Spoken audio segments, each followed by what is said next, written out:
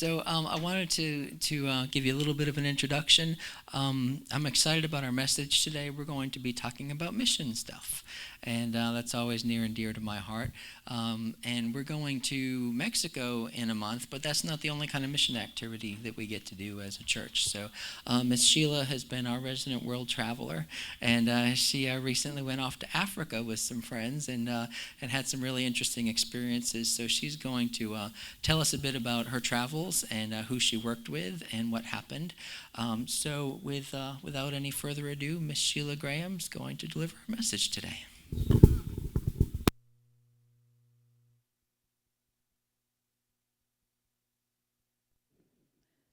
And a clicker.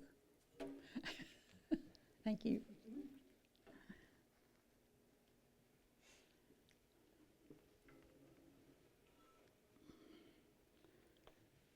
Yeah, I'm not going to wander around up here like he does.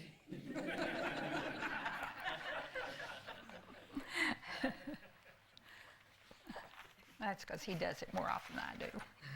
He knows what he's doing. Okay. I guess I'm the one that's doing this, right? And I always forget which one. Is it that first one up there? To the right arrow. The right, oh, okay. There we go.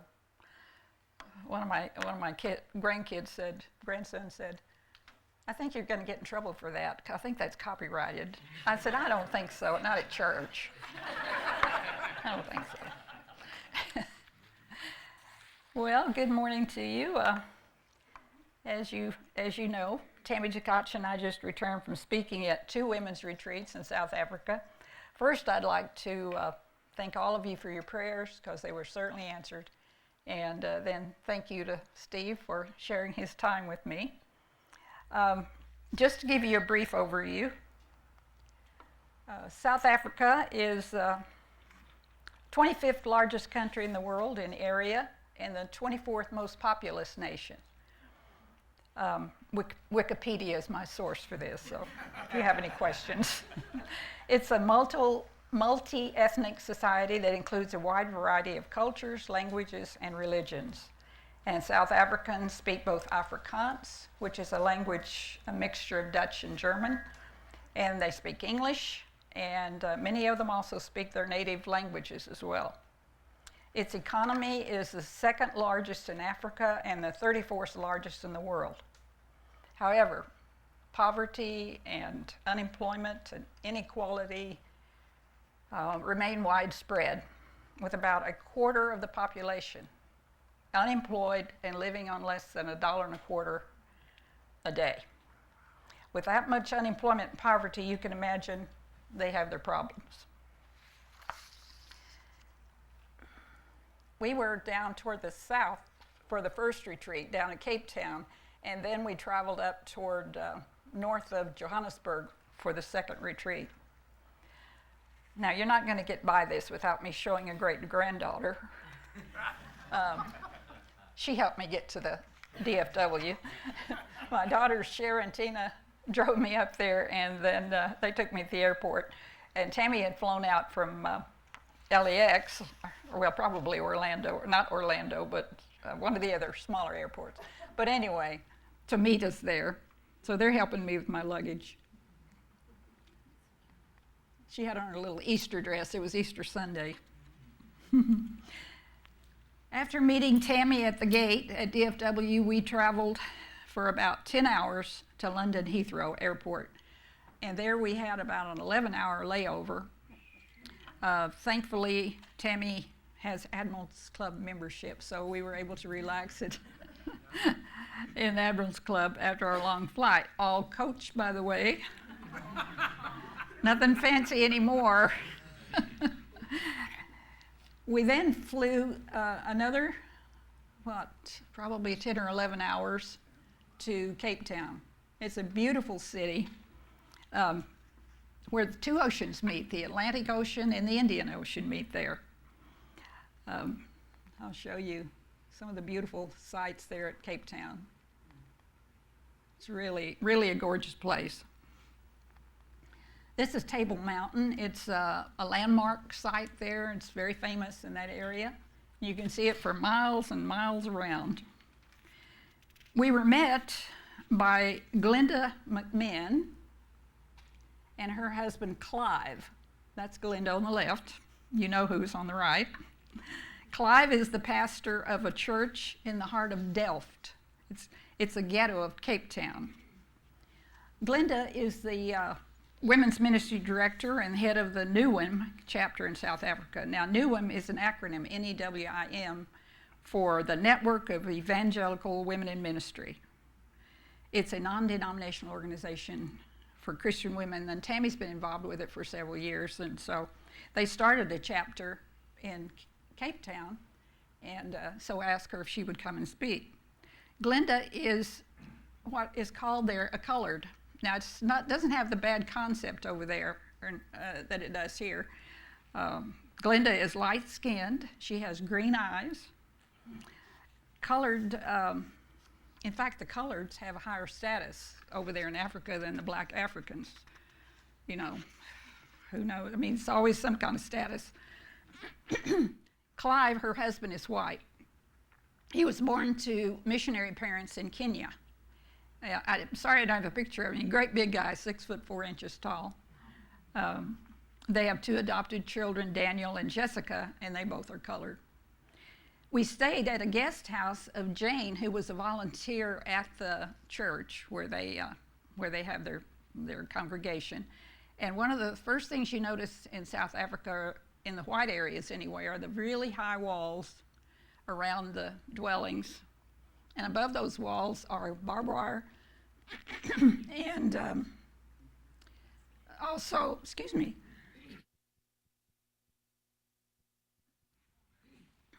Thank you. Did you open it? Just for you. Thank you.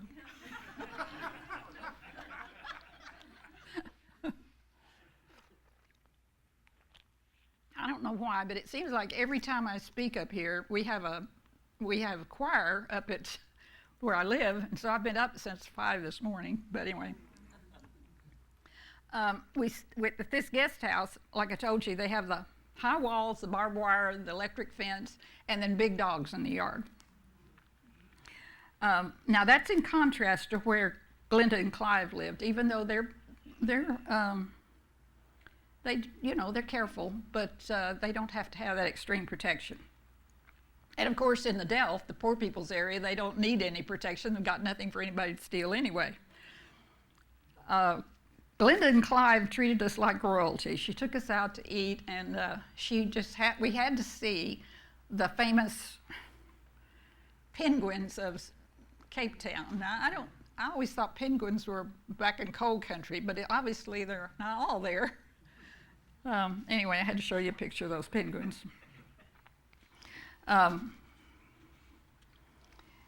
We had dinner in their home several nights, and that's where we met Brittany. Brittany is an American missionary over there. I'll talk to you a little bit more about her later on. She's working with the poor children there in the Delft.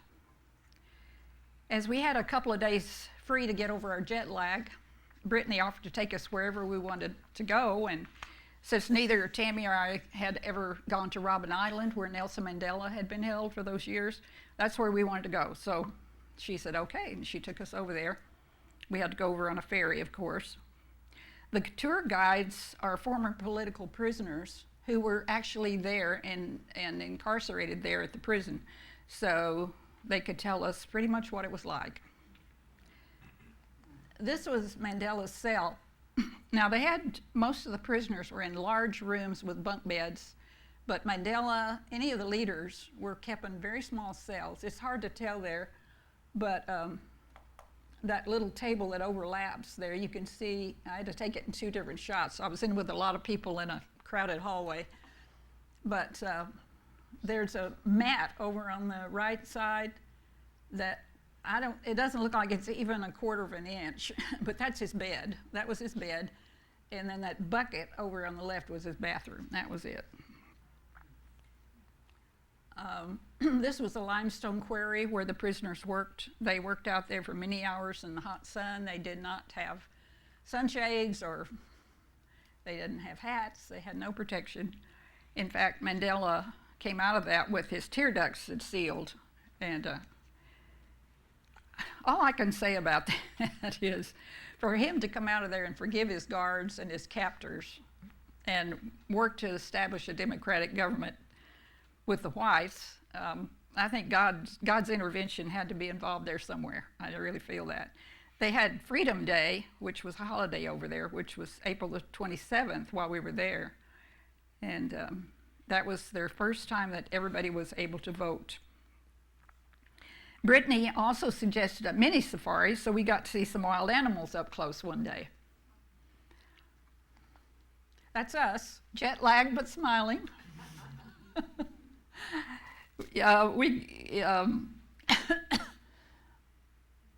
I took a lot of pictures of animals, but I didn't want to bore you with a whole bunch of them. So here's some ostriches, and I had to put this one on. I have not ever seen a zebra that had the stripes that wide. You know, the great big wide black stripes. And I thought it was really cute, so I had to put that in. And Mr. Rhino there, he's kind of eyeing us a little bit. It looks like he's asleep, but he's kind of eyeing us, and we didn't want to get too close. Oh, and lots of giraffes. And this elephant is coming down the same road we're driving on. So the driver stopped, and he just kind of sat there, and I was thinking, well, I hope we're not going to play chicken because I don't think that elephant's going to give way. And finally he moved, and the elephant just went right on by. He didn't stop.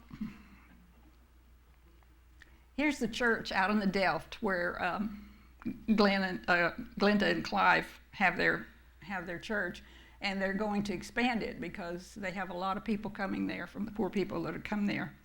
And of course, they help them out quite a bit. Here's Brittany again. It's Tammy on the left. She's playing the ABC game with a lot of the kids. She has a really deep love for those kids. She's from Wisconsin, and she just felt called to be there and to work with those children in the Delft. She had just gotten back from a teen, what she called Christian boot camp for teens, which she had organized. So I'm not sure what all that involved, but anyway, she's up to it, and they listen to her. Those kids listen to her. She told us that the kids would want to touch us and feel of our arms or hair or whatever, and they did. The church there is open every day.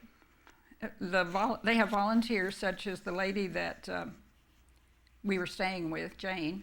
She comes there, and they tutor the children with their studies. So they have more of a chance to really maybe get out of that area and do something with their lives. We went with Brittany one day with a huge bucket of soup, which we took to another area of the Delft, and these little ones came up, and it looks like the bowls they had came out of the trash somewhere. They were all different sizes and plastic, and but anyway, they would come, and they would come more than once to get that soup. They would eat it and then come back and get more. And there were a couple of adult women who came as well.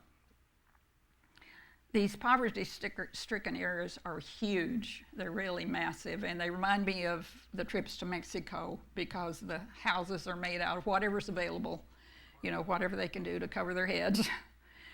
I added this picture later, but I wanted you to meet Hogan.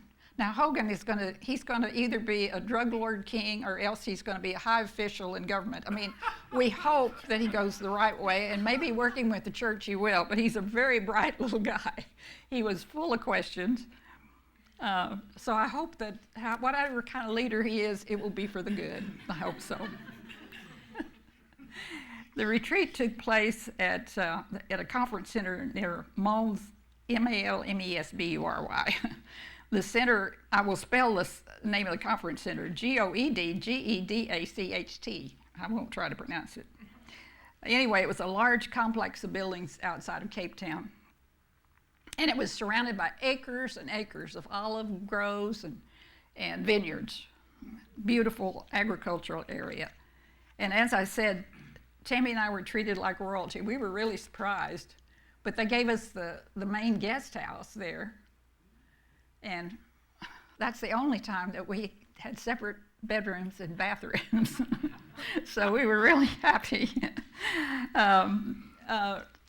Not that we mind. I mean, we're quite compatible. We can share a bedroom and a bathroom. It's all right. As Tammy says, all we need is hot water and electricity, please.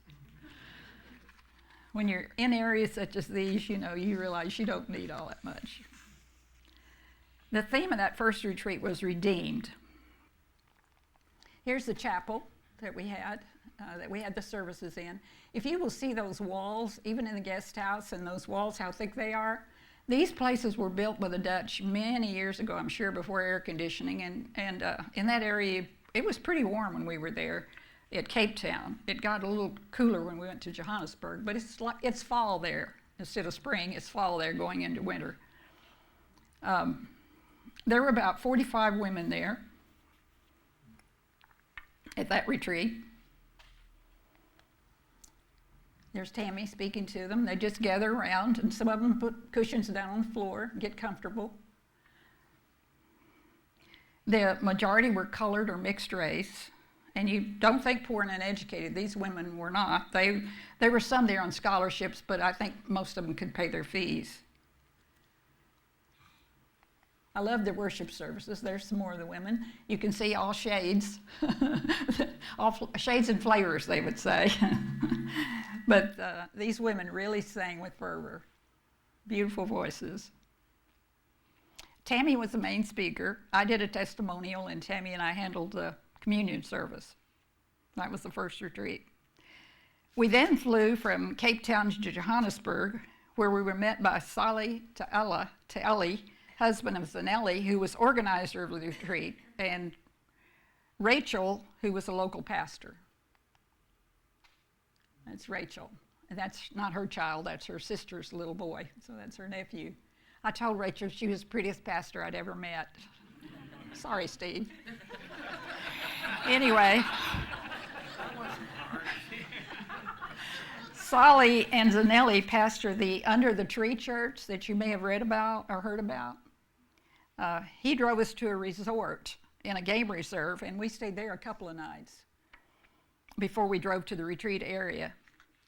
And in that game reserve, we were right in the middle of the reserve, so there were impala deer wandering around, and it was really nice. And the male of the flock, or whatever you heard, he was very protective of his females, so he even snorted a warning at Tammy once when she got a little close.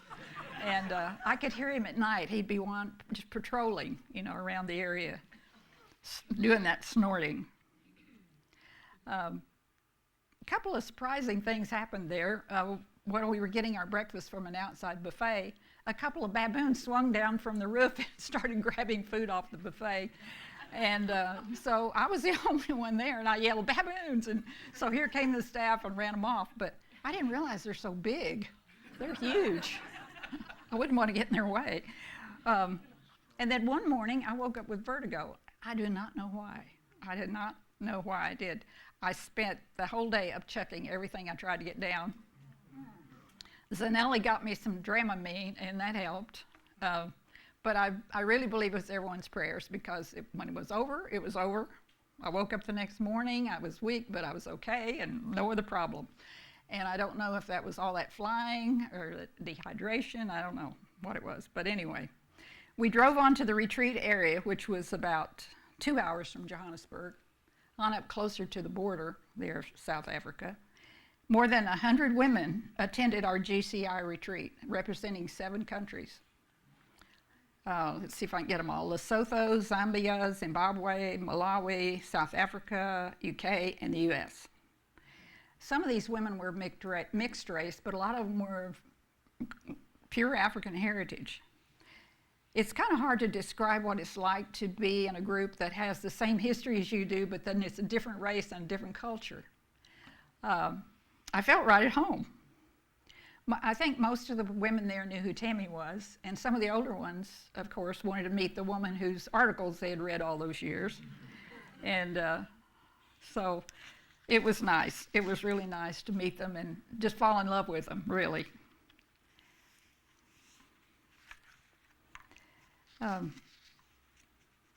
I talked about their singing. Their singing was just amazing to me. These women have, I'm sure not every African woman has a good voice, but it's hard to say they don't. But they do have beautiful voices, and they sing a lot. They really sing a lot. One thing I noticed about it was the difference since we were over there before. It was 19 years since we'd been over there before, and we were in Zimbabwe at the time. We spoke several places in South Africa, but in Zimbabwe as well. And I was really impressed with the growth that I saw, because when we were there before, we were practically the only speakers. But now all these women, all these different leaders in the church were up there speaking, and they had a very well-planned program and carried it out. Speakers from various countries. I'll show you a picture.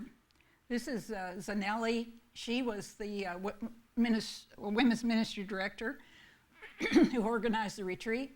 She had had a severe illness, and her hair had come out, and she finally just shaved her head. And she looked beautiful, even with no hair. She said it started to come back in kind of clumpy, and so she just kept it shaved for right now. It's hard to see Esther up there, but Esther's up there speaking. When I met Esther, she said, "My name is Esther. You can call me Queen Esther." I said, "Okay." She was quite a character. The dress she has on, and I had to bring this. This is so African. They took the logo of the church, of the denomination, and had it printed on fabric. And then a lot of those women from Zimbabwe had dresses made out of it, all different sorts of dresses that they had made out of this fabric. And some of them had head coverings that they'd made out of it. And they were selling it as a fundraiser for their next retreat. So I thought that was interesting.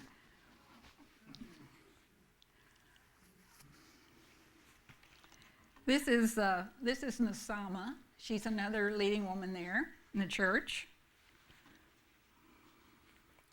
There were sessions on prayer. There were sessions on divorce, relationships with God. There were sessions on practically every subject you could think of. And one woman told me, she said, I think everything was touched on through this conference that would apply to us. And I agreed with her. Our women have really come a long way since we were over there so many years ago. I'm going to have another drink of that water. Now, one day was Dress in Your Native Costume Day. Now, of course, Tammy and I was wishing I'd had my boots and my cowboy hat. But I didn't. But they didn't forget about Tammy and me, as you will see here. Well, not here. This is Elena. I wanted you to see Elena Mandamika. She is the women's ministry director in Zimbabwe, and in fact, she's invited us back next year. I'm not sure about that, but anyway. I first met Elena and Aldrin when they were going to college out in Pasadena. We were the white minority there, on about half a dozen white women among the 100 black women, or colored. Anyway, I have to show you this. Not that I'm proud of it, but there we are. We weren't left out. They dressed us in African garb. So that's Zanelli in the middle looking gorgeous in her African costume, and there's Tammy and I looking frumpy in ours. But I'm sure a lot of that was for their own amusement. There was also a singing session where Zanelli called up each of the country's groups to sing. And that was really wonderful to hear, just to listen to the different voices. I don't remember which country this was, but it's the country where women wear bracelets up their arms, I'll put it that way. So I don't know which country it was right now, but I love the singing. Listening to all those beautiful voices praising God was just a plus. Highlight of both retreats. But then the women from Texas and Glendora were called on to come up and sing. I couldn't think, I mean, my mind went blank, and I couldn't think. I was surprised. I couldn't think of any song except one I'd memorized for karaoke. These boots were made for walking. That's all I could think of. I know that's not very appropriate. But one of the other white women there, Candida, she was urging me, and Candida's 6 foot tall, blonde, and she had on boots with heels this tall. And I said, okay, Candida, if you'll demonstrate, I'll sing. She said, okay. So after that, we sang Home on the Range, too, which is a little better. But I'll have you know the audience loved it. Anyway. There we are again. Now, yeah. I don't know, those two women the white women in the costumes, I'm not sure what countries they were representing. I have no idea. They were both from the UK, but they live over in Durban, and they work with children and work with the churches there. They were worship leaders there too, and crazy. They were just crazy women. That was Constance on the right, another leading woman over there. Constance had had hip surgery about 3 weeks before. You can see her crutches laying down there by her. She was still there. She was there. She was doing her part. Later, Tammy and I sang The Eyes of Texas are upon you, and she sang a song in Spanish that she learned as a teenager, and she had several verses memorized, and I was impressed that she still remembered that. Anyway, this retreat ended with Tammy and I holding a interactive question and answer session and communion. So the last night of the retreat, we had a braai. A braai is a barbecue. That's what they call a barbecue. Now, I don't know what the difference was. I think the same food was served. We just had it outside instead of inside. But anyway, but we had something special that night. They brought out the amarula. Anybody know what amarula is? It's a cream liqueur from South Africa. It's made from the fruit of the marula tree, and it seems elephants like the fruit, and they've been known to get tipsy when they eat it after it's decayed and fermented. Anyway, women had to show me how they mix it with milk and all this stuff. All I'll say is it added to the fun evening that night. Anyway, next morning, Candida drove us and 4 or 5 other women on back to Johannesburg. And she dropped off her friend Lynette at her house. And of all things, Lynette lived on a horse ranch. I was very happy. And of course, I had to get out and be introduced to all her horses, which I did. And then she had to show me her barn and her stalls for all her horses. And by this time, Candida was waving her arms at me, you know, and she said, "That's the last time I'll let you out at any place where there's a horse around." She said, "I should have known better." Anyway, we went on to Candida's, and we spent the night there because she and her husband live close to the airport, and they're the pastors of the Johannesburg GCI church. And these are her children. That's Sharon, and that's Cammie in the middle. She's the oldest, and then Thomas. Cammie made us ostrich spaghetti that night. First time we had ostrich spaghetti. Again, their home is surrounded by high walls, and barbed wire, electric wire. And they have a barred gate. They slide across their patio doors at night and lock. And then they have another barred gate in between their kitchen and dining area and their bedrooms, which they lock at night. And they have big dogs. That's just routine for them. That's the way they live. Next morning, their youngest daughter, Sharon, 10, was scheduled for a vaulting lesson on horseback, so of course I had to go along for that. And I learned that vaulting is kind of like what I would call trick riding. I hadn't call it, but they compete over there, and she's doing this on a horse that's just walking, but as she gets better, the horse will be running or loping while she's doing it. But I thought she was doing real well. This was in a large complex where rather wealthy people lived, and they could have their horses in their homes, so that even though each home was separately protected, it was also inside a large walled area as well. So we had to go through several gates and lots of big dogs to get to this horse pasture. As I said, Candida and her husband are pastors there. The church is mostly black since they merged with a black church, black and colored. And so they're working out distributing the various responsibilities according to people's abilities, and as they work to create one cohesive body of people.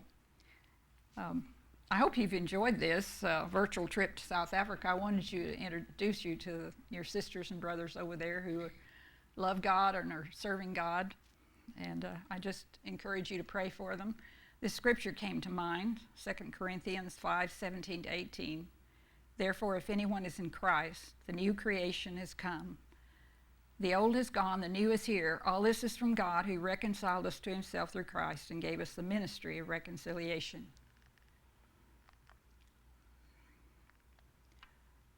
I missed one. I skipped past one. Though they've come a long way with their ministry of reconciliation, they still have a long way to go. They have their problems, but God is with them. In spite of the dangers and the political unrest and the uncertain future over there, they go ahead in faith. They're enthusiastic. They're working for God. They know He's in charge, and they could certainly use our prayers, however. And I think I have about a minute left, so I was going to say any questions, but one question. I was in Durban one time, and I was just wondering if you mentioned a lady that was from Durban there at that ministry, and I was wondering if they had a ministry among the Zulu. I'm not sure. I didn't think to ask them that, but they do. I know Jill, the one, and Lorna is a teacher, and she was working with the children there, and I'm not sure if they were the Zulu or who they were, but yeah, they do work with the people there. So, and she said it's really difficult for them because they only speak English, and the kids, most of them speak Afrikaans, you know, because that was a language over there for so many years. Yeah. So, but they're doing the best they can. She said, we were called to do this. I don't know why, but we're doing the best we can. So, yeah. Sheila, how was your trip home? Pardon? You didn't mention anything about getting home. Was it a good trip back? I mean, you were probably exhausted, but you had a big layover again in London. How did that work? No, we didn't. We flew back from Johannesburg back to London and coach. But Tammy and I know. I was in the middle between two people all the way back. So, but anyway, we had put in for an upgrade for, and they said, well, you're on a waiting list. So, but in London, from London on back, we only had a couple hours there this time. And we did get an upgrade to business. So we did have that one leg of the trip, which was a lifesaver, to be able to go back business class, that one leg of the trip. So we made it back okay. Ryan? I noticed in a couple of the pictures that you had jackets on. What was the temperature climate like? It was about like here, except up in toward Johannesburg, it was cooler. So it was low 70s to the 50s at night. So it's fall there. So it's a little cooler. Although down in Cape Town, it got to 80, I think, a couple of days there. But yeah. Jock? Yeah, I was just interested in knowing about the way the society strata is made with blacks, coloreds, whites. Is there much intermingling with the general society among the races, or is it still divided? I don't know that I can even answer that. We're certainly working on it in our church. We're certainly working on it there, but I'm not sure it's being, that much anywhere else. They're not happy with their government over there. Not the blacks or the whites. Nobody seems to be happy with Jacob Zuma right now, the guy that's the president over there. But yeah, I'm not sure. He's a black African, right? Yes, he is. He is. He's just made a lot of promises that he's just not fulfilling and probably couldn't, you know. Probably nobody can really solve that. That's why we need to pray for the kingdom to come, because I think that's the only way it's going to happen. But Was this conference just our denomination? the second one was GCI. So I had, like I said, I'd met the Mandamikas before, but I hadn't met some of the others. But there's some really, really good people over there, really working hard to do some of those things that we would like to see done, you know, a little more of that. Reconciliation. So thank you very much.